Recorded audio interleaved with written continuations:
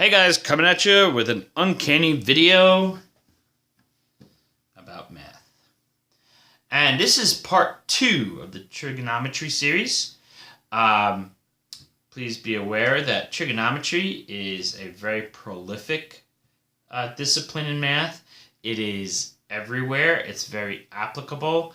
As I've mentioned before, most of the buildings and structures we have would not be around if it was not for trigonometry. And that's just the tip of the iceberg.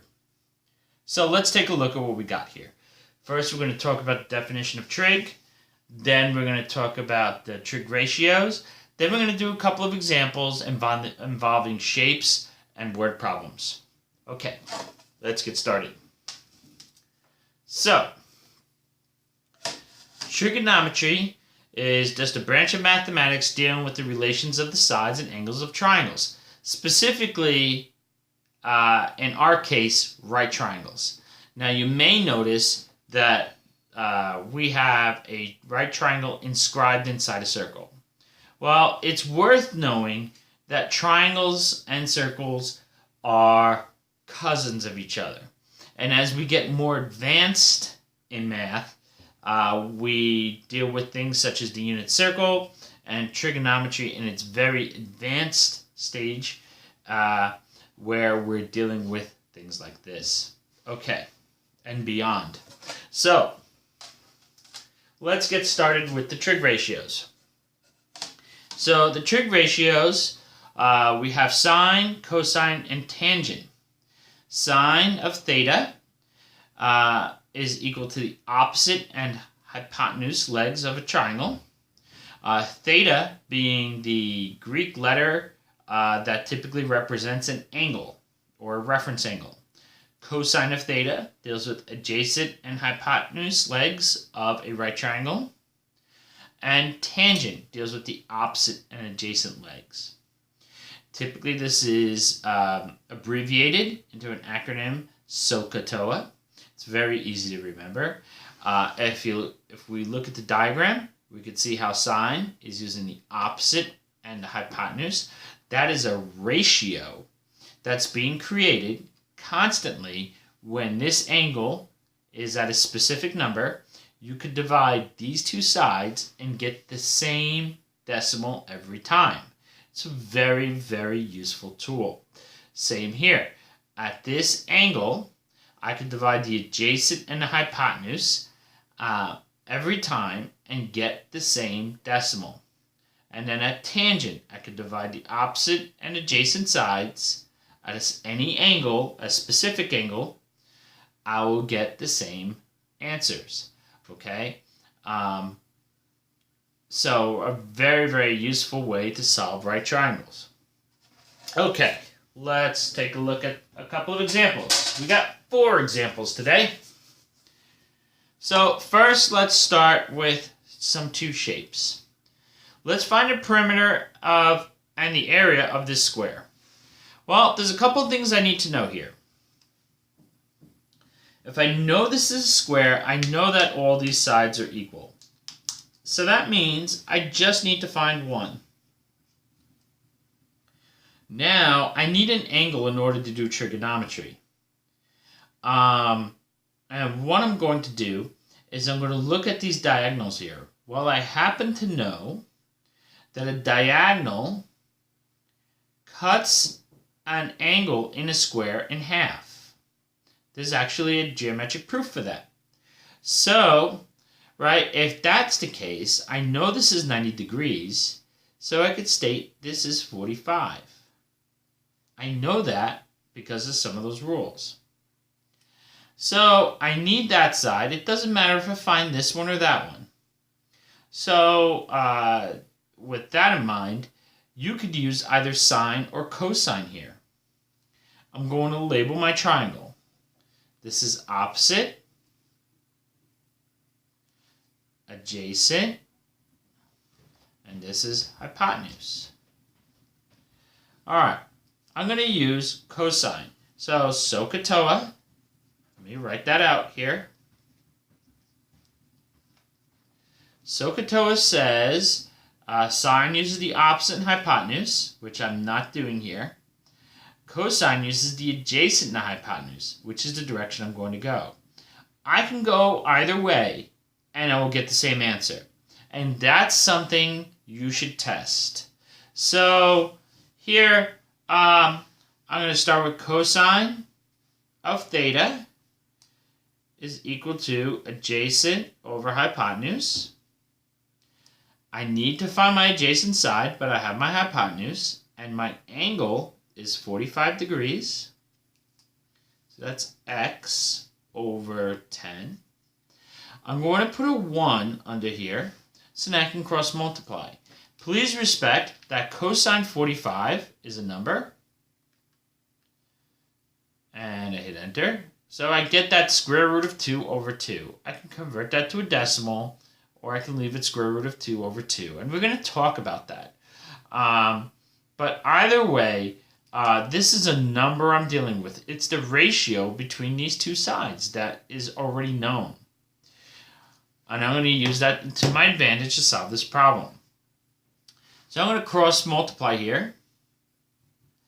Cross multiplication is the safest way to perform trig because it leaves you not needing to memorize when you divide or multiply the functions. In this case, I'm multiplying the ratio in the number. Is what I meant to say. It's not, though cosine is a function.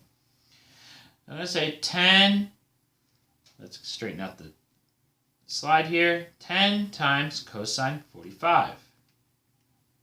And that's 5 square root 2. So that's 5 square root 2. One thing I'm going to point out about these calculators that have this math print, that's really helpful. Now, for some of you, 5 square root 2 might look intimidating. But, just like fractions, if you take your time and get the exposure down to these types of numbers, they're actually easier to deal with than decimals. In fact, I don't even need a calculator anymore to find either of the two answers. So let's find the answers. Area. Okay. The area, well, the area of a square is side squared, or length times width. So I'm going to say A equals 5 square root 2 squared. I know my exponential rules, so that's 5 squared, square root of 2 squared. Well, 5 squared is 25. Square root of 2 squared is the square root of 4, which is 2. Then 25 times 2 is 50. Very easy to handle when you have those square root numbers. All right, perimeter. Let me try to write that over here. The trials and tribulations of being left-handed. Perimeter. Okay? Well, the perimeter is the addition of all the sides, or the sum of all the sides. So I just have to do 5 square root of 2 4 times. I could multiply it by 4. But I want to add them so you could see how easy it is to handle these radicals. The square root of 2, just like the denominator in a fraction, comes along for the ride. Does nothing. 5 plus 5 plus 5 plus 5 is 20. We are done.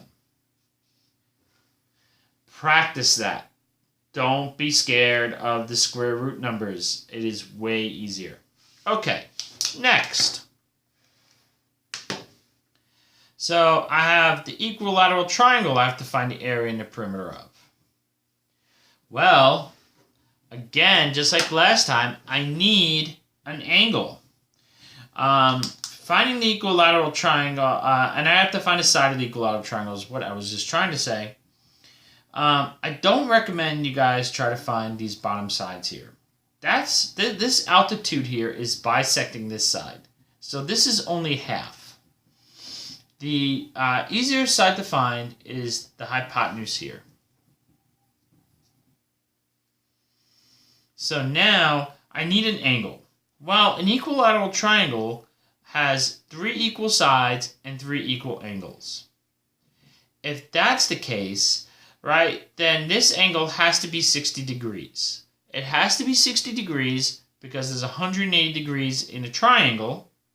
Divided by 3 is 60. There is no other number that can be. So now I'm going to write out SOHCAHTOA because I don't want to forget it. I'm trying to memorize it. I'm going to write it out each time. I'm going to label my triangle. This is the opposite leg, and this is the hypotenuse. So I have the opposite leg and the hypotenuse. I'm going to use sine. Truth be known, I picked cosine for this square just so it doesn't look the same, so you can see a difference in the two. That's the only reason why I picked it. You could have picked sine there too. Here, sine is always going to be your safest bet because you're trying to find the hypotenuse. So now I have sine of theta equals opposite over hypotenuse. Opposite is 9, the hypotenuse is x. So sine 60 over 1 equals 9 over x. Be careful not to flip these. That's a very common mistake. I'm going to cross multiply. 1 times 9 is 9.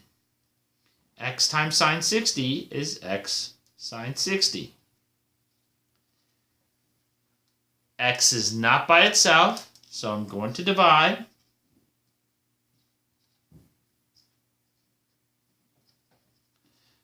Sine 60 divided by sine 60 is 1. Now I just have to plug that into the calculator to see what I get. 9 sine 60. Let's see what that answer is. So 9, fraction button if you like, sine 60. Okay, so x is equal to 6 to the square root of 3. Okay, let's take a look at what we got here. So the area of a triangle is 1/2 base times height. Well, if this is 6 square root of 3 here, this is 6 square root of 3. And while we're at it, that's 6 square root of 3 too. So I have the base. And like I said before, let's just deal with that root. It's way simpler. I get it, it's scary looking. So it's got a fraction and a root in it. This is crazy, right? I got 6 square root 3 times 9. Well, 1/2 times 6. 1/2 of 6 is 3. So that's 3 square root 3 times 9. Now, 9 times 3 square root 3. Well, the square root, just like in addition, comes along for the ride. So 9 times the square root of 3 is 27 square root 3. And we are done with that part. Much, much simpler than dealing with decimals. You just have to be patient and work through your frustration with that. Once you get the hang of it, it is way easier. Students that push themselves to work with the radicals are very, very thankful when they have a hang of it. Let's take a look at the perimeter. The perimeter has the 3 sides that are all equal. Here I added them up. Here I'm going to multiply them by 3. I could have multiplied this by 4 to save myself some time. So I'm going to say 3 times 6 square root 3. Just like here. The radical just comes along for the ride. So 3 times 6 square root 3 is 18 square root 3. And that's it. We're done. Sorry, I erased some of that. There we go. Okay, guys. Looks like a lot of work because I wrote out every step. If you get the cross multiplication down, you can typically fly through these problems pretty quickly, but you have to use your knowledge and you have to apply it. Tricky stuff. It's tricky stuff. So let's take a look at two more examples. Okay.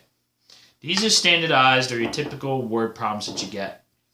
So a slide 5.2 meters long makes an angle of 32 degrees with the ground. How high is the top of the slide?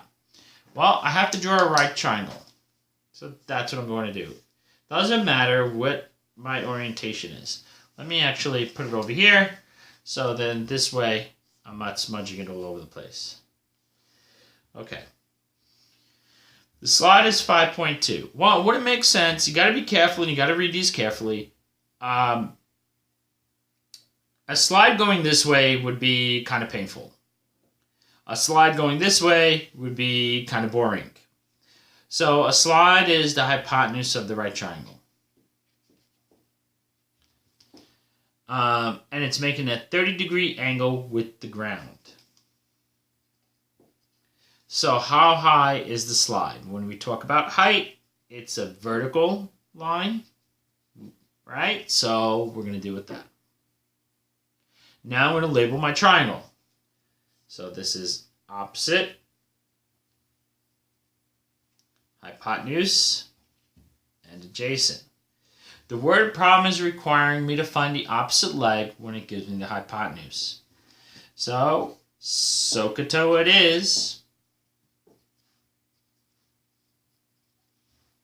Opposite and hypotenuse calls for sine.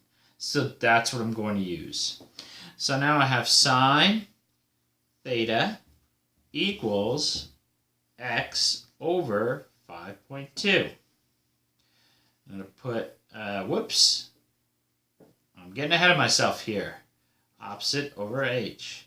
So sine theta 32, which is what theta is x over 5.2. Now I'm going to cross multiply. So 1 times x is x. Then I have sine 32 times 5.2. So sine 32 times 5.2. So x equals, let's take a look. Back to the calculator. Sine 32 times 5.2. And I got syntax error. Why? Because I put an extra parentheses in there. There we go. And the answer is 2.75 meters. Actually, shame on me. Let's round that properly. 2.76 meters. Okay. So that is that one. Next, and lastly,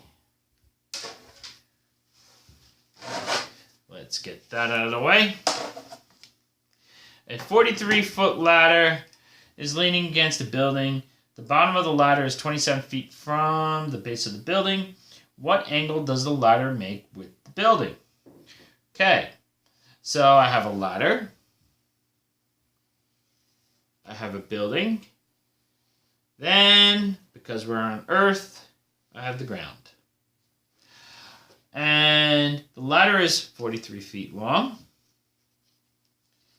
And the bottom of the ladder is 27 feet from the base of the building. What angle does the ladder make with the building, not with the ground? So that means my angle is up here. Coincidentally, okay, looks like I'm dealing with sine again. Let's make sure. So this is opposite. This is hypotenuse. And this is adjacent. A closing thought I want to bring up. If you watch the order of which I always do this, I always label the opposite first, then the hypotenuse, then the adjacent last. Well, opposite and hypotenuse are the easiest two to find. So I'm going to label those two first. Then by process of elimination, I'm going to handle adjacent and label that. So this is sine, SOHCAHTOA. I'll write it again because I want to memorize it. So I'm going to use opposite over hypotenuse.